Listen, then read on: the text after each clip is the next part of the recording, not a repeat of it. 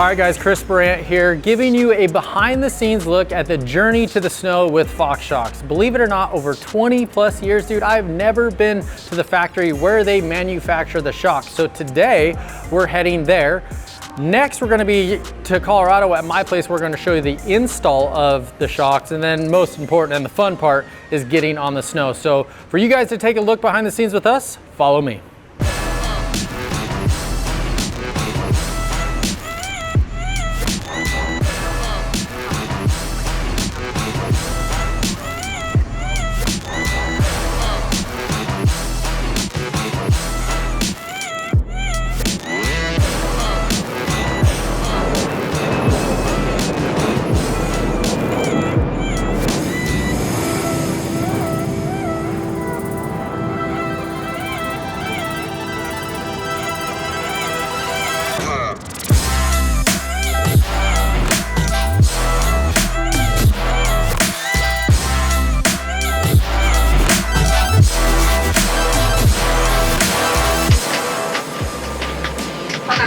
Where the local time is 4:34 p.m. Please take seat with the seatbelt securely fastened on carrying out of stone until the aircraft is parked in the gate and the captain has to wrap that seatbelt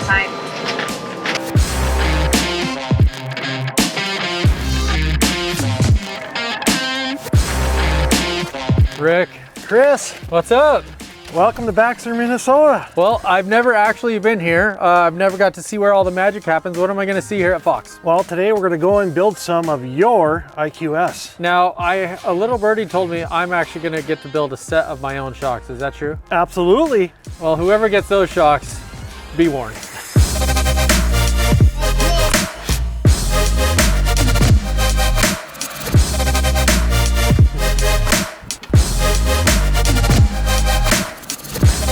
Here we are, Chris, where all the magic happens. Put stuff together. Hey, this is where my shocks are made, right here. Absolutely, in the heart of snow country. Yeah, and I think that's what's important. You know, you guys do all the desert stuff in California. It only makes sense to do snowmobile shocks in Minnesota. You know, I guess what I'm really excited about is this, the process from start to finish.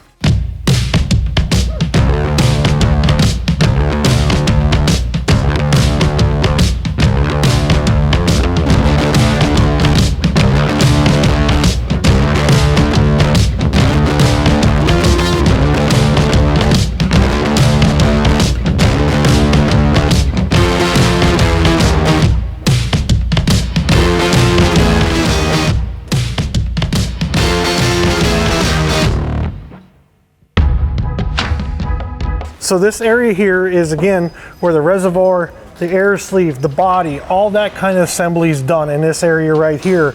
And what we do with the arbor press is we push the DU bushing inside of the air sleeve.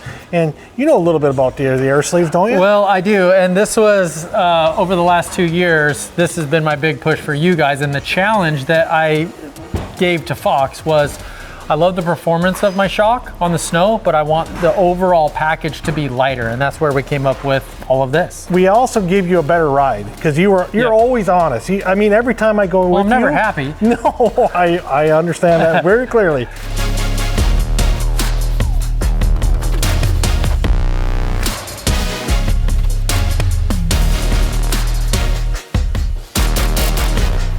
Right next to us here is where they build the QS3, the QSL, you know, and we've worked a lot on that too. Yeah, in my personal opinion, this feature is what separates our shocks from everybody else, is to be able to have the QSL, or what we call lockout. Yeah, exactly. You know, the QS3 is a wide range of adjustment, but it also has the plushness that everybody's looking for. So what we've done is we've taken the main piston on the QS3 base valve assembly, and we've made a special one for that gives us this really stiff feeling, or the really stiff rear shock.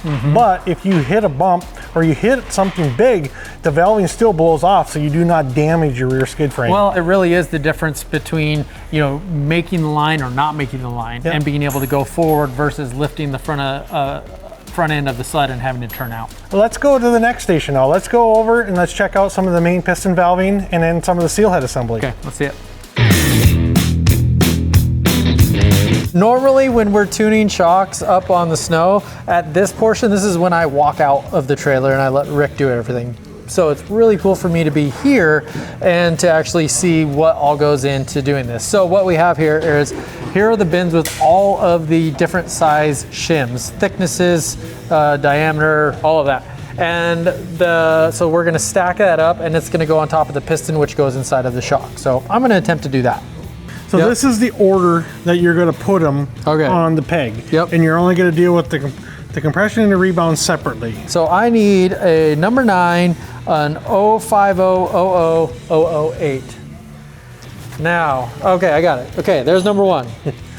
So I put that down on my stack. Okay. From a speed standpoint, I am not winning the race right now. I see the 25. Where's the 20? 070A. All right, perfect. Holy cow. 057, 06, 130. Dude, look at me. I am flying right now. Just flying. Look at this thing. Look how tiny that is.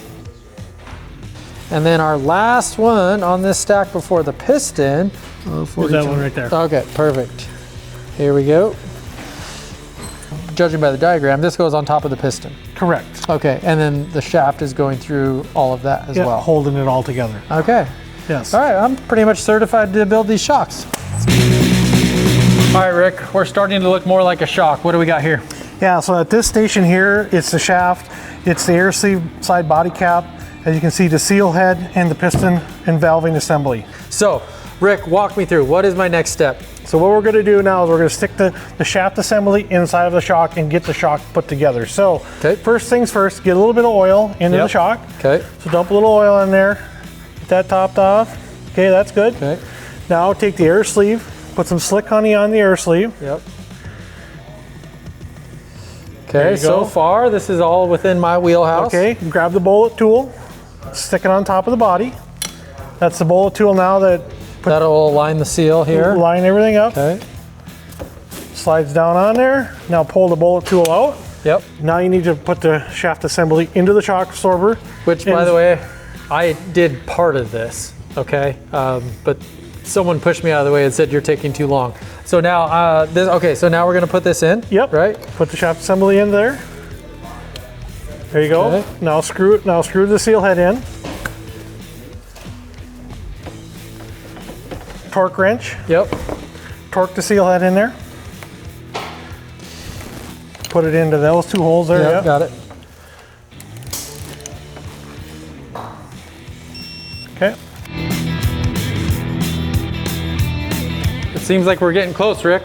Yeah, so now we're gas charging the shock. So again, as we were doing before, we're putting the shaft assembly, the oil, all them components into the shock absorber. Now it's a high pressure gas shock, as you know. So we're gonna put 150 PSI inside of that with nitrogen. And then we go to the next, we go to the evol chamber, and then the main chamber. 100% the reason why we put nitrogen in the shock, it's more consistent. It's more consistent because it doesn't have moisture inside of it. So here's what we're doing. We're putting this dude in. Yep. All right. Push that Resi end cap. Okay. Resi end cap. Yep. And then I got to put this clip in. Now we pull that up. Yep. Screw that on. Now this is so far something I think I'm doing right. You got that one dialed. Okay. Flip it over. Now we're ready to charge the shock. it. Okay. Okay. And that's it? Yep, pull it off. Oh, there it goes. Whew. I suck at this. Okay, next. Okay. So now, Chris, now that the shock is together, now we're going to put the mounting hardware in.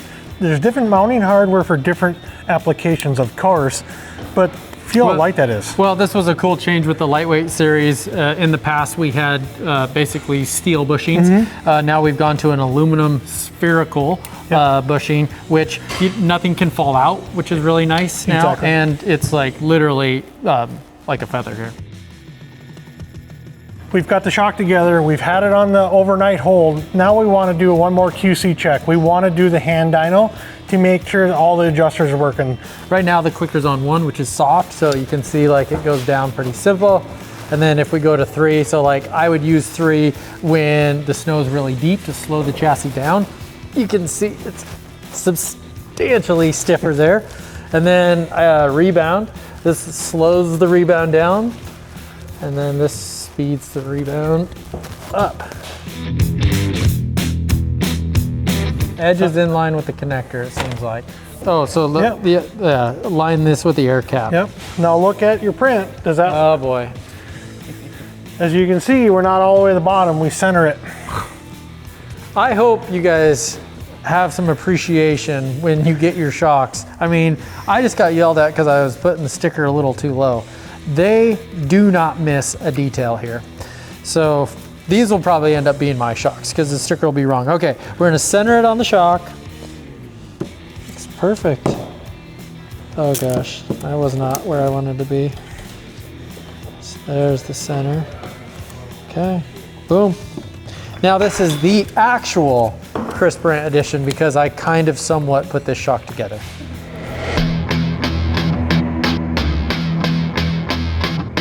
Dude, sealed, signed, delivered, right here. For the few lucky of you to get the actual official signed Chris Burandt Fox box when you order your Fox shocks, hit me up, I'll hook you up with some Fox swag. All right, time to get these things on the sled and more importantly on the snow. Thanks, Rick. Thanks, guys.